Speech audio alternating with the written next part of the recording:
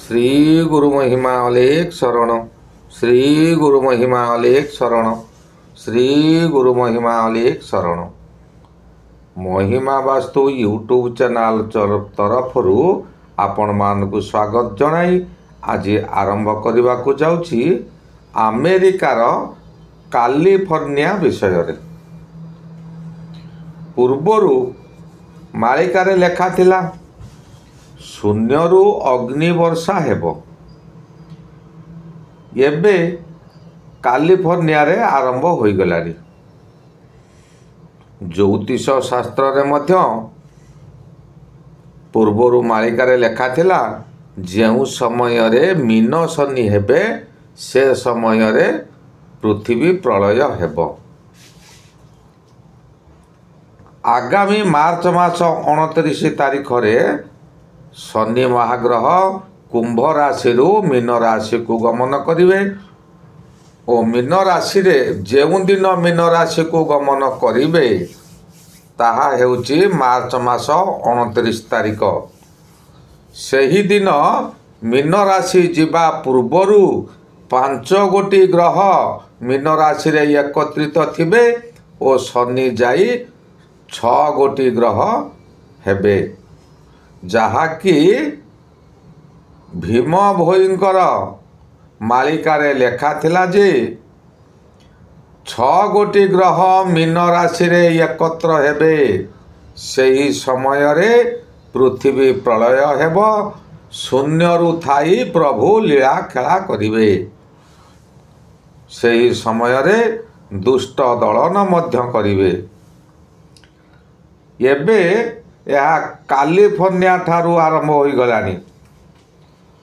मनुष्य धन गर्वरे भारी शक्तिशाली भावे केतेटा जंत्र तैयारी करि देई भाबुची जे मु श्रेष्ठ। वैज्ञानिक भाषा रे अर्थात वैज्ञानिक माने कहंती जे भगवान बोली केही जने नाहंती, ताहा केवल साधु सन्त मानकर भंडामी। बहु वर्ष पूर्वरु भविष्यवाणी लेखा थिला जे जंगलर जंतु ग्रामर घरे घरे पशि जिवे। जोगिनी डाकिनी माने रड़ी छाड़िबे।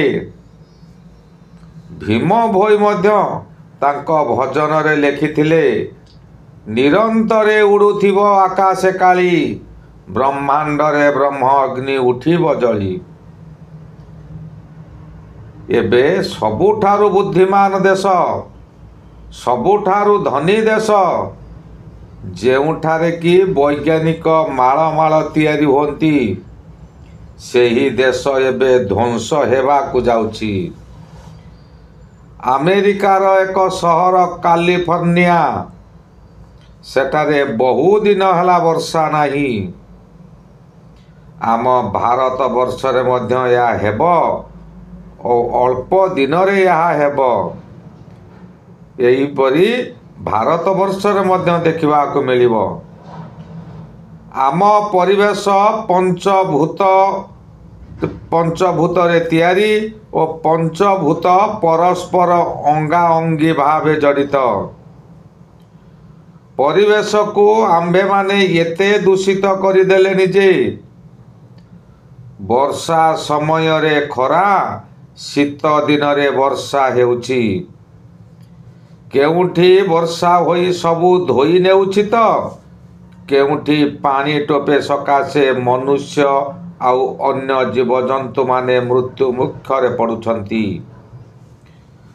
वैज्ञानिक जेउठी तैयारी हेउछंती सेही ठारे मध्य विज्ञान स्थाणु पालटी जाउची।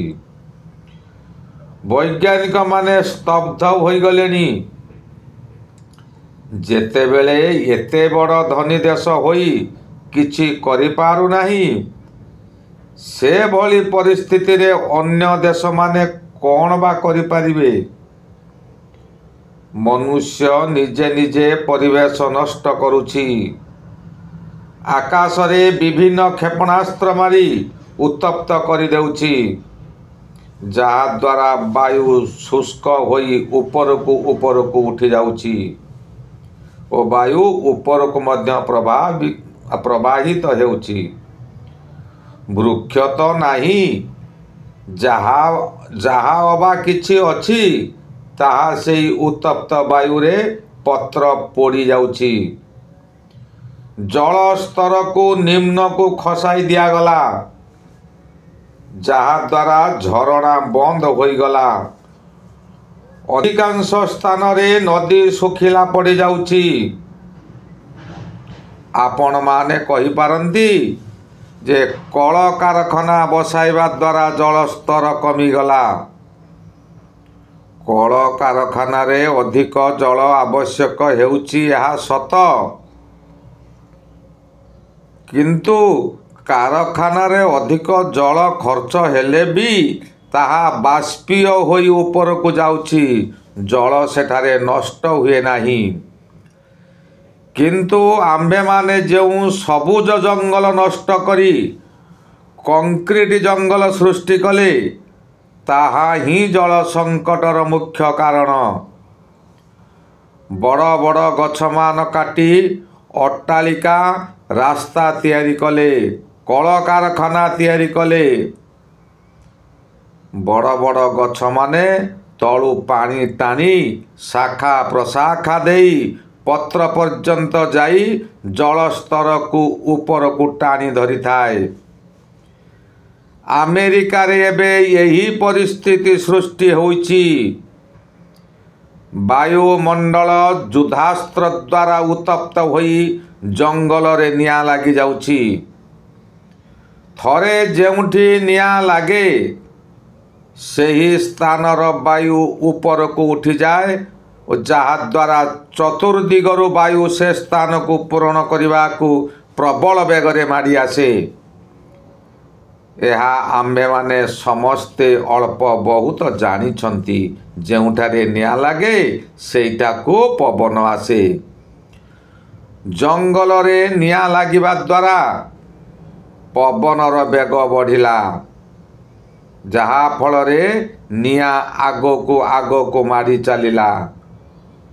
ଅସହାୟ ଜୀବଜନ୍ତୁମାନେ ପୋଡ଼ି ହୋଇ ମରିଗଲେ। ଯେଉଁମାନେ ଦ୍ରୁତଗାମୀ ଜନ୍ତୁ, ସେମାନେ ମାନବ ସମାଜକୁ ଧାଇଁଲେ କେବଳ ତାଙ୍କର ଜୀବନ ବଞ୍ଚାଇବା ସକାଶେ। କିନ୍ତୁ ନିଆଁ ଲିଭିବାରେ ନାହିଁ। କ୍ଷିପ୍ର ଗତିରେ ଗ୍ରାମକୁ ଗ୍ରାମ, ସହରକୁ ସହର ବ୍ୟାପିବାରେ ଲାଗିଛି। ଆମେରିକାର ସରକାର ନିଆଁକୁ ଆୟତ୍ତ କରିବାକୁ ଚେଷ୍ଟା କରି ବାରମ୍ବାର ଫେଲ୍ ମାରୁଛି। ଜଳର ଘୋର ଅଭାବ। ପ୍ରତ୍ୟେକ ସ୍ଥାନରେ ତ ପାଇପ ପାଣି, ପୋଖରୀଟିଏ ନାହିଁ, କୂପଟିଏ ନାହିଁ। ଅଗ୍ନିଶ୍ରମ ବାହିନୀ ନିରୁପାୟ, ପାଖରେ ପାଣି ନାହିଁ। ପ୍ରକୃତି ସହିତ ଲଢ଼େଇ କରି କିଏ ବା ସଫଳ ହେବ? ହେଲିକପ୍ଟରରେ ପାଣି ଉପରୁ ପକାଯାଉଛି। ଯେଉଁଠାରେ ବ୍ରହ୍ମ ଅଗ୍ନି ଜଳୁଛି, ସେଠାରେ ହେଲିକପ୍ଟର ପାଣି ତଳକୁ ଆସିବା ଆଗରୁ ସେହି ଅଗ୍ନିର ତାପରେ ତାହା ବାଷ୍ପୀୟ ହୋଇ ଉପରକୁ ଉଠିଯାଉଛି। ଆମର ମଧ୍ୟ ଏହି ଚ୍ୟାନେଲରେ ପୂର୍ବରୁ କୁହାଯାଇଥିଲା ଯେ 2024ରୁ ପ୍ରଳୟ ଆରମ୍ଭ ଓ 2025ରେ ଶେଷ ହେବ। ଏବେ ଗୋଟିଏ ଗ୍ରାମରେ ଯେତେ ଲୋକ ସଂଖ୍ୟା ଅଛନ୍ତି, ସେତିକି ଲୋକ ସଂଖ୍ୟା 10 ଖଣ୍ଡ ଗ୍ରାମରେ ରହିବେ, ଯାହାକି ଶତକଡ଼ା 90% ମୃତ୍ୟୁ ମୁଖରେ ପଡ଼ିବେ, ମାତ୍ର 10% ରହିବେ। ଗତକାଲି ଅର୍ଥାତ୍ 2025 ଜାନୁଆରୀ 11 ତାରିଖ ସୁଦ୍ଧା ଆମେରିକାରେ 2 ଲକ୍ଷ ଲୋକଙ୍କର ଘରଦ୍ୱାର ଜଳି ପୋଡ଼ି ପାଉଁଶ ହୋଇଗଲାଣି। 2 ଲକ୍ଷ ଘରରେ ଯେ କେତେ ଜନସଂଖ୍ୟା ହେବ, ତାହା ଅନୁମାନ କରିପାରୁଥିବେ। ଖୁବ୍ ଶୀଘ୍ର ଭାରତରେ ମଧ୍ୟ ହେବ।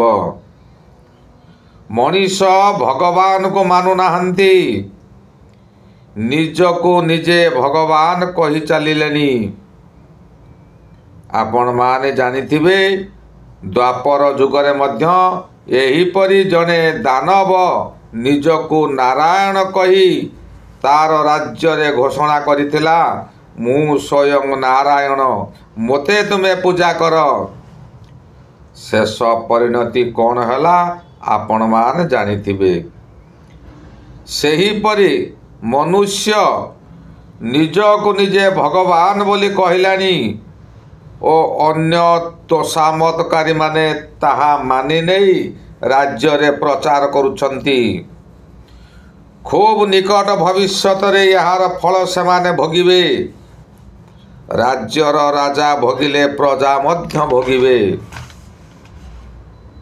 ଜଳବାୟୁ ଶୁଷ୍କ ହେବା ଦ୍ୱାରା ପ୍ରଥମେ ବଡ଼ ବଡ଼ ଅଟ୍ଟାଳିକାମାନଙ୍କରୁ ଅଗ୍ନି ଉଦ୍ଗୀରଣ ହେବ। କହୁଛନ୍ତି ସର୍ଟ ସର୍କିଟ୍। ସେ ସମୟରେ ଜଳ ନଥିବ। ନିଆଁକୁ ଆୟତ୍ତ କରିବାକୁ ଗୋଟିଏ ଗଳିରେ ନିଆଁ ଲାଗିଲେ ଅଗ୍ନିଶ୍ରମ ଗାଡ଼ି ମଧ୍ୟ ତା ମଧ୍ୟରେ ପ୍ରବେଶ କରିପାରିବ ନାହିଁ। ଦେଖୁ ଦେଖୁ ତାହା ଜଳିଯିବ। କୋଟି କୋଟି ହଜାର ହଜାର କୋଟି ସମ୍ପତ୍ତି ପୋଡ଼ି ନଷ୍ଟ ହୋଇଯିବ। ଲୋକମାନେ ଯଥାଂ ପୂର୍ବଂ ତଥା ପରଂ ହେବେ। ଯାହାକି କଥାରେ ଅଛି, ପୁନର୍ମୂଷିକ ଭବ। ପୂର୍ବରୁ ଯେଉଁଭଳି ଆଦି ମାନବମାନେ ଚଳୁଥିଲେ ସେହିପରି ହୋଇଯିବେ। ଏବେଠାରୁ ଆସନ୍ତୁ ଆମେମାନେ କୁଣ୍ଡରେ ଗଛଟିଏ ନ ଲଗାଇ ନିଜ ଅଗଣାର ମାଟିରେ ଲଗାଇବା। କୁଣ୍ଡରେ ଗଛଟିଏ ଲଗାଇଲେ ତାକୁ ଆମେ ପାଣି ଦେଇ ବଞ୍ଚାଇବା, କିନ୍ତୁ ମାଟିରେ ଗଛଟିଏ ନ ଲଗାଇଥିଲେ ମାଟି କୁଣ୍ଡରେ ଗଛ ଲଗାଇଲେ ଆମେ ପାଣି ଦେଇ ବଞ୍ଚାଇବା।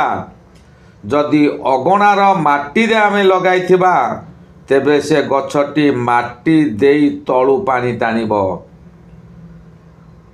ଯେଉଁଠାରେ ପଡ଼ିଆ ଜମି ଅଛି, ଶୀଘ୍ର ବୃଦ୍ଧି ହେଉଥିବା ବୃକ୍ଷ ସହିତ ବୃହତକାୟ ବୃକ୍ଷ, ଯାହାକି ବର, ଅଶ୍ୱତ୍ଥ, ଜାମୁ, ଅର୍ଜୁନ ଗଛ ଲଗାଇବା। ଏହା 24 ଘଣ୍ଟା ଅକ୍ସିଜେନ୍ ଯୋଗାଇଥାଏ। ଘର ଅଗଣାରେ ପ୍ରଚୁର ପରିମାଣରେ ତୁଳସୀ ବୃକ୍ଷ ଲଗାଇବା। ଏହାଦ୍ୱାରା ଆମେ ଆମର ଆଗାମୀ ପିଢ଼ି ସକାଶେ ସୁସ୍ଥ ପରିବେଶଟିଏ କରିପାରିବା। ଆଜି ମୁଁ ଏଇଠାରେ ରହିଲି। ଭିଡ଼ିଓଟିକୁ ପ୍ରଚୁର ମାତ୍ରାରେ ସେୟାର କରନ୍ତୁ। ଗୋଟିଏ ଲାଇକ୍ କରିବା ମଧ୍ୟ ଭୁଲିବେ ନାହିଁ। ପରବର୍ତ୍ତୀ ଭିଡ଼ିଓରେ ପୁଣି ଆପଣଙ୍କ ସହିତ ସାକ୍ଷାତ ହେବ।